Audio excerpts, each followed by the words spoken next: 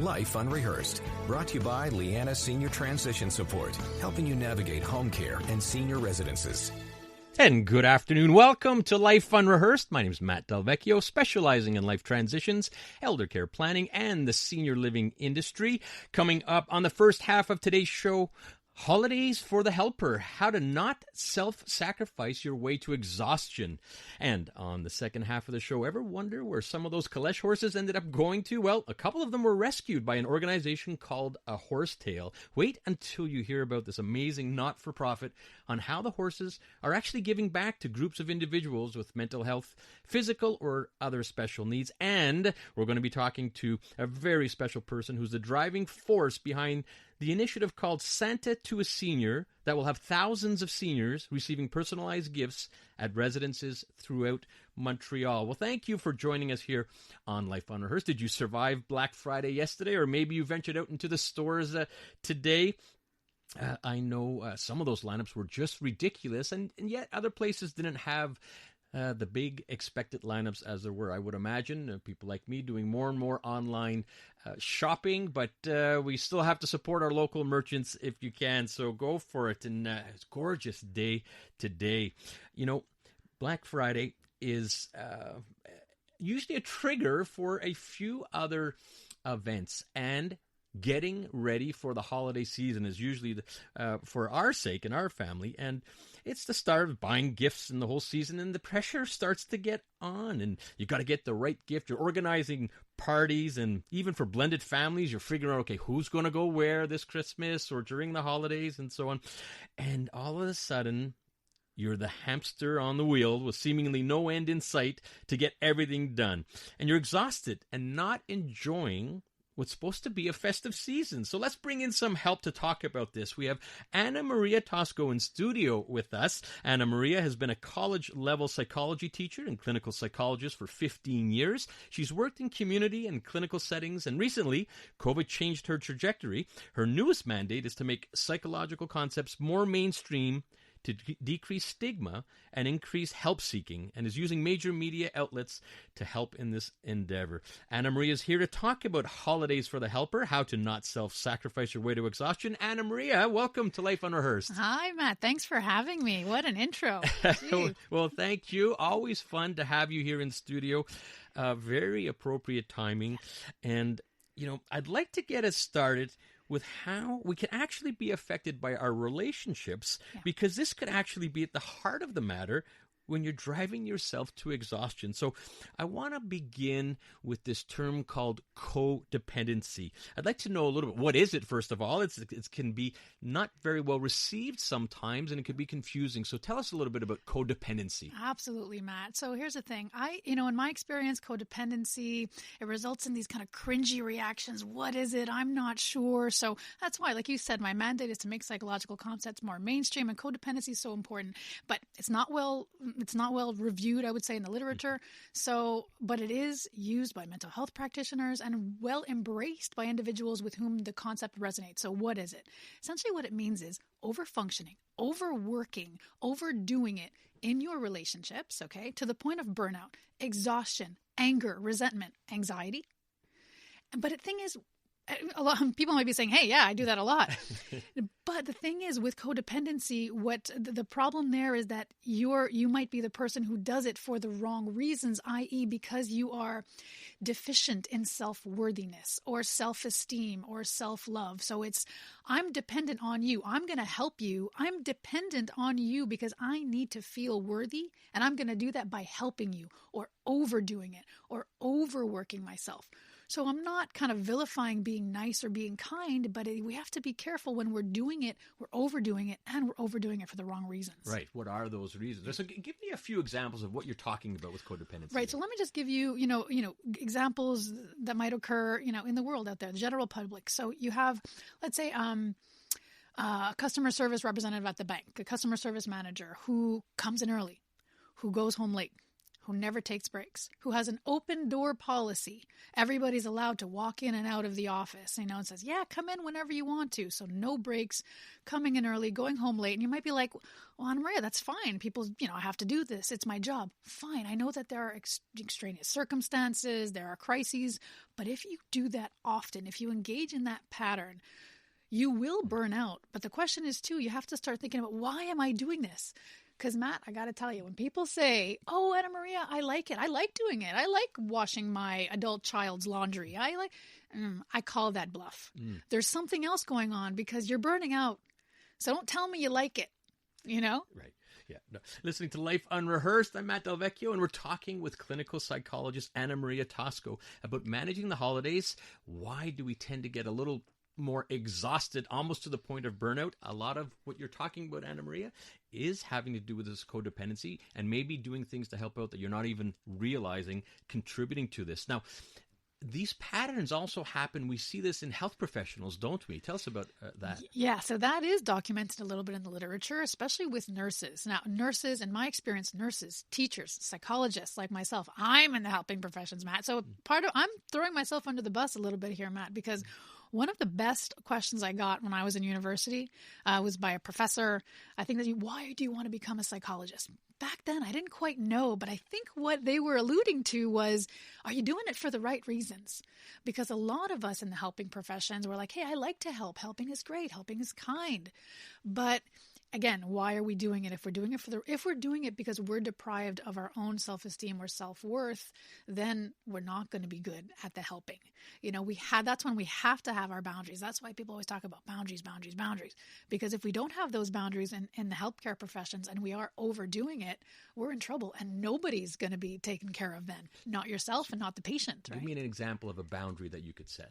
Right. So if we're talking about again, let's say clinical psychologist. That's me. I like to throw myself under the bus. It makes it more real. So, if a psychologist, for example, doesn't know, can't end sessions on time and they're continuously going over, or if they're allowing their clients to text them and it's a bit too much and it's going overboard, or if you're spending hours and hours writing notes because that's the right thing to do. But again, if you're doing it to the point of exhaustion, to the point of burnout, you might be overdoing it. And you might be dependent on this. Hey, I need to do this to be good, to be worthy.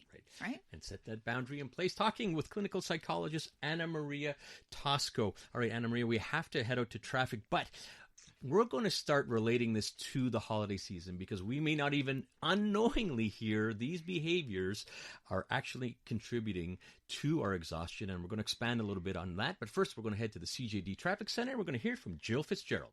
Life Unrehearsed, brought to you by Lianas Senior Transition Support, helping you navigate home care and senior residences. I'm talking with clinical psychologist Anna Maria Tosco about managing the holidays and how to not self-sacrifice your way to exhaustion. And before traffic, we were talking with Anna Maria and really putting together that relationships actually have a big say in how we could potentially be putting ourselves into this exhaustive state. And we talked about a term called codependency. So, Anna Maria, what in the world does codependency and relationships have to do with our behavior during the holidays? Right. So, as we talked about, codependency is overfunctioning your relationships based on perhaps a need to feel wanted, a need to feel loved. So we might overfunction. So, of course, then, during the holidays, how do you host? How do you get your gifts ready? So let's talk about the host or the hostess, right? I need to make sure that I get Uncle Bob's favorite wine. I need to make sure, the kids like it when I put little presents and I wrap them up and I put them all on the dishes. It's so wonderful. Now, Matt, it's beautiful. These gestures are beautiful, and I'm not, going against that. But it's just, if this is a pattern of yours in which you're exhausting yourself, right? This is the issue. Uncle Bob, if he doesn't get that wine, it has to be okay. But there's something about individuals who have codependent behavior where for some reason it's not okay. Not getting Uncle Bob's wine is a failure, right? But it's not. At the very least, what I'd take, Matt? I would take Uncle Bob, I was thinking about you and your wine.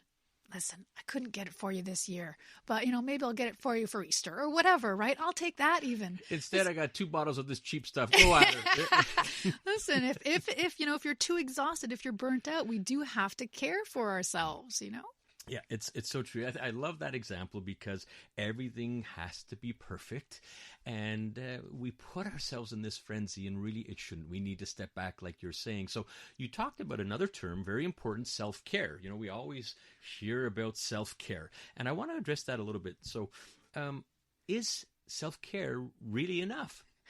I love that question because, of course, as a psychologist, right, as a therapist, take care. You want to go do that yoga class, go. That pottery class, go. That dancing. Matt, I went back to dancing this summer. Best thing I ever did. So it's lovely. But now what I want to say is, okay, I'll take that at the beginning. But then my question is, after that yoga class, you get in your car. You have 7 text messages from someone with whom you're planning a party or planning an event. And this person is saying, oh my gosh, this happened and that happened. You got to go pick this up. Can you pick it up tonight? Can you bring it by my house? And my question then is, what do you do? Now, again, there are crises. There are exceptions. I know. But if it's your pattern, you just got out of that yoga class. You just did your self-care. And now, again, like you said at the beginning of the segment, it's about your relationship. So you pick up the phone and you see that someone with whom you're planning something, you're in a relationship, needs something. But you are planning a tea or a glass of wine and sleep. But are you always going to go against that? Right? That's the issue. Right. You've done your self-care, and within a minute, you're in the car, and you've sort of defeated the whole purpose. Exactly. You're listening to Life Unrehearsed with Matt Delvecchio, and I'm talking with clinical psychologist Anna Maria Tosco about managing the holidays and how to not self-sacrifice your way to exhaustion. All right. So you're in your car, and you fall right back into the rut within minutes.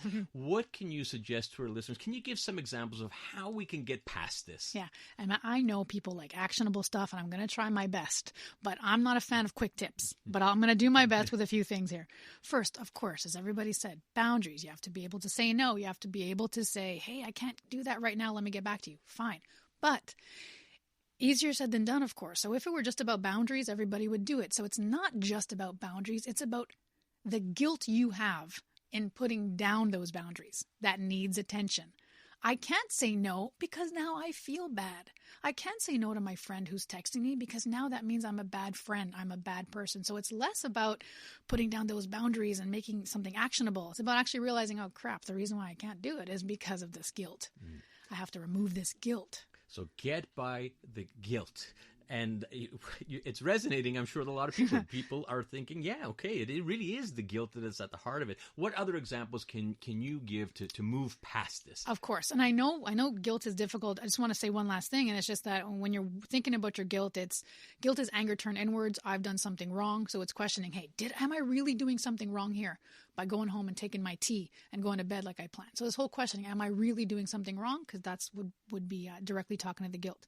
Now, the other thing is this idea of, because as we talked about before in the last segment, it's about self-esteem and self-worth. I don't think enough people can highlight their qualities, their character strengths, if you will. So a lot of this work takes time, and it's knowing your heart, knowing your intentions, knowing that you are a decent person, being able to celebrate those things. Because, Matt, if I ask people, hey, what are your flaws? Boom, they come up with a million things. And I'm like, oh, what are your qualities? I don't know.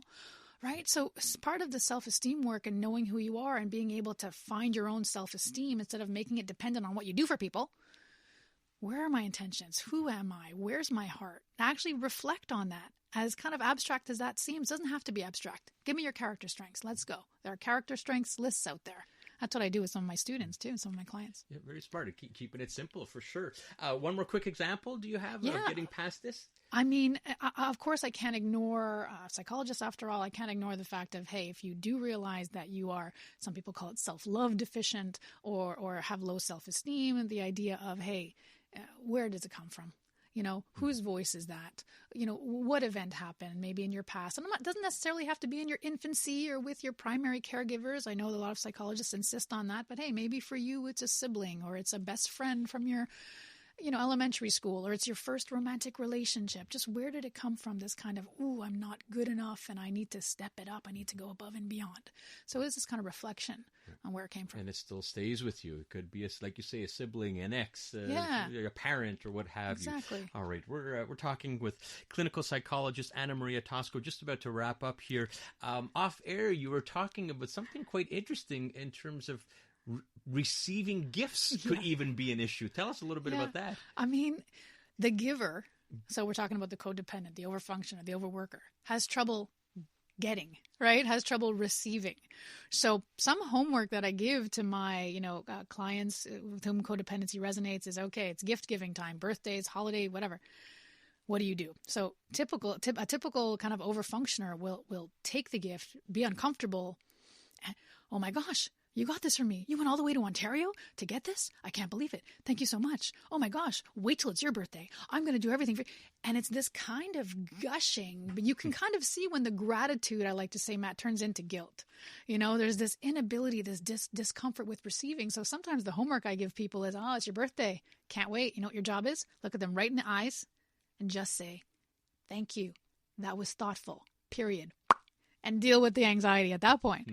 But that's the homework, right? Because givers have a hard time receiving. Very smart. Very, very smart. We're talking to clinical psychologist Anna Maria Tosco. You've been so helpful, and hopefully we can take a couple tidbits from your suggestions and not be so stressed out and exhausted during the holidays, because as you're saying, it really doesn't have to be. That would be nice, wouldn't it? It would be nice. And reflect on, I love what you're saying. Don't focus on the negative, focus on your characteristics, and really step back a little bit here and smell the roses. Anna Maria, wonderful. How can our listeners get a hold of you?